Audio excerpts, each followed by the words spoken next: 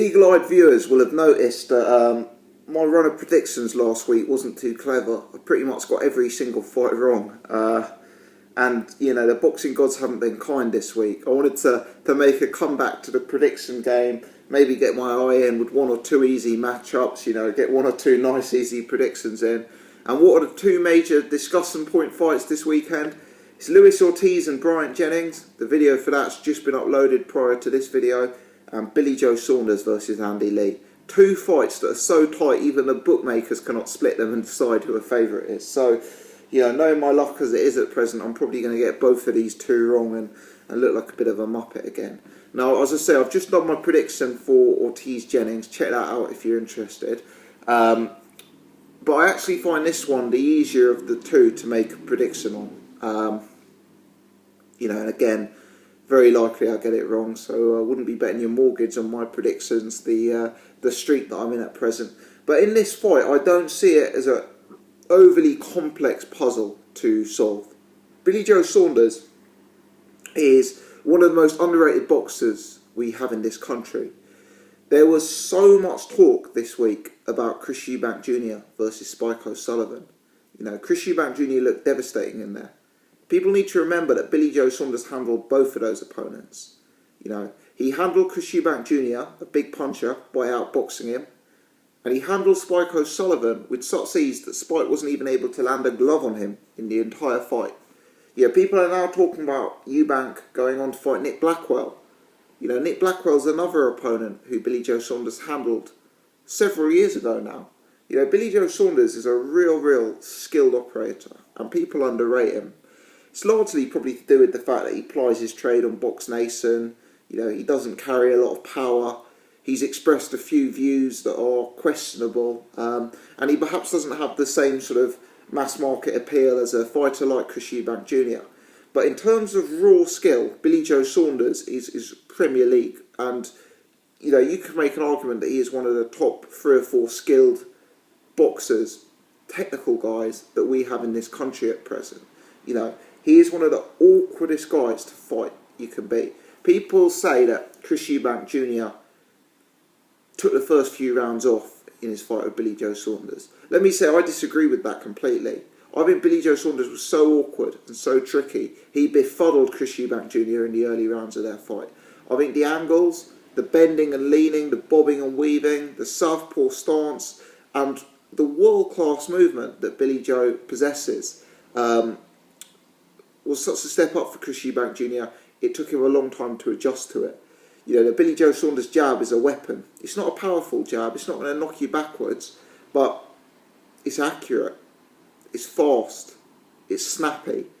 Billy Joe Saunders is an elite level boxer. You know, his problem is that he fades late in fights. Previously, he's turned up to fights not in the best condition. He's clearly a bit of a lad. You know, he's got a bit of a lifestyle outside of the ring. But this is his world title fight. This is his biggest occasion of his career. And I don't know what you think, but for me, watching the build-up, watching the interviews, the workout, there's a certain leanness to Billy Joe Saunders that I haven't seen in him before. Yeah, he looks in pretty excellent condition, to be honest with you, and looks ready to go in this fight. He really does. You know, Saunders isn't the biggest middleweight out there, but neither is Andy Lee. I mean, don't forget, Andy Lee was actually looking to campaign at £154 before the WBO title became vacant, and he got the opportunity to fight Matt Korobov. So, you know, Andy Lee's a £154 really. I think that was his first choice. Billy Joe Saunders, yeah, he's not the biggest guy at the weight, but I don't see that as an advantage to either man in this. But I think Billy Joe Saunders is a supreme boxer. Andy Lee, on the other hand, and I'm a fan of Andy Lee, I've been following him for a long time, got a very interesting style. But I don't see him as an accomplished boxer in the same extent at all. You know, let's look at even his last couple of fights. John Jackson at light middle, outboxing Andy Lee with ease, really, until the time of the stoppage. Matt Korobov, outboxing Andy Lee with a bit in hand until the stoppage. Peter Quillen, you know, you'd have to say Peter Quillen won the early rounds of his fight with Andy Lee, was able to drop him twice, if memory serves. You know, Andy Lee is he's a very good fighter, but he's a hittable guy. He is not the most technically sound boxer. I don't think he's as elusive and as educated a mover as Billy Joe Saunders. I don't think the angles and the leaning and the bending are as advanced as what Saunders has in his locker. And I look at the guys who've maybe been able to outbox Andy Lee, and I just think to myself that Billy Joe Saunders could be the best boxer amongst that group. I think I'm not surprised if halfway through this fight, 6 rounds deep, Billy Joe is well ahead on the scorecards. 6-0, 5-1, 4-2. That's not going to surprise me, because I think Billy Joe is a fast starter.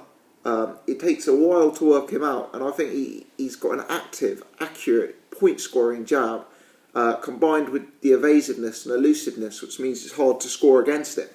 So, how this fight goes is Billy Joe Saunders comfortably outboxing Andy Lee.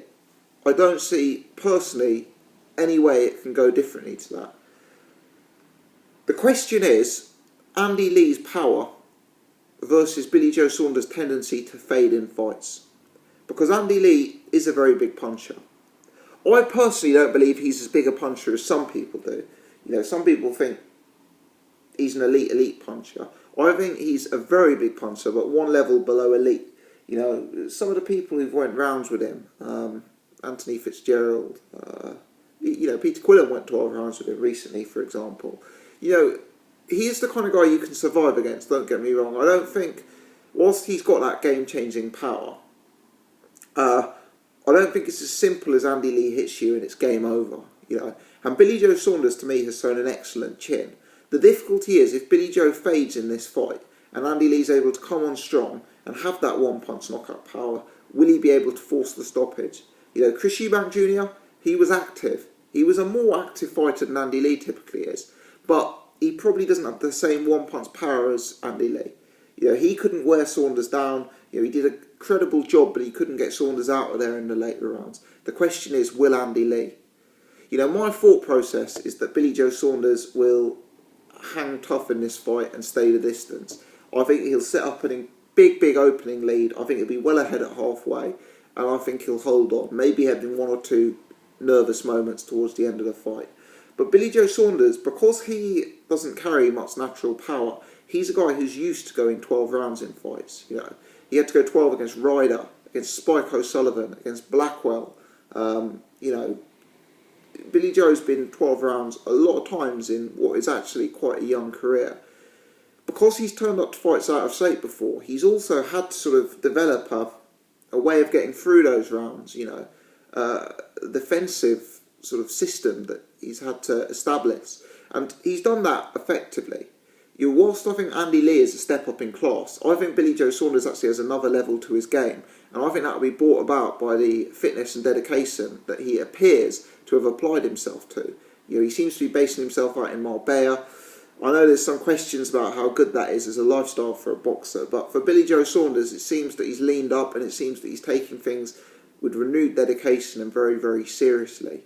For me, Billy Joe, in the shape he's in, even though Andy Lee I expect to be coming on strong in the fight, he's going to be able to move, he's going to be able to defend in the later rounds. And unless he does something stupid, I think he can cruise to a points decision here. I don't expect it to be an overly wide points decision, but I expect it to be a comfortable points decision. 115, 113, 116, 112, that sort of margin. I think it will be the kind of fight where people say it's a boring fight and Billy Joe wins the fight, and even though it's close on the scorecards, there isn't really much of an argument that Andy Lee deserved to win. Because I just think Billy Joe will set up an early lead, really prove to be the superior boxer, but not have the power to really hurt Andy Lee.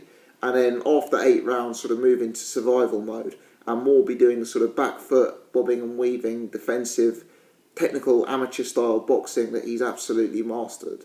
Does Andy Lee have a chance in this fight? Of course. It is a step up. It is a step up for Billy Joe Saunders. It is a step up both in class and in terms of the power. Andy Lee's a more experienced opponent who's fought at a higher level and who's beat a better level of opposition. But Saunders hasn't had it easy. Those tough 12-round fights against gritty domestic level opposition, Eubank, O'Sullivan, Blackwell, Ryder, all unbeaten fighters when Saunders took them on and when Saunders took their O's. all of them went the distance. Hard 12-round fights where Saunders wasn't in the best condition.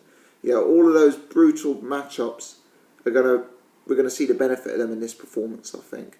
And I just think Billy Joe Saunders has a lot to offer and has the capability of proving to be the better boxer by some margin here. Let me know your thoughts. I'm picking Billy Joe Saunders by unanimous decision. Many thanks for watching. If you've enjoyed this video, do give me the thumbs up. I'd certainly appreciate it. Thanks for watching.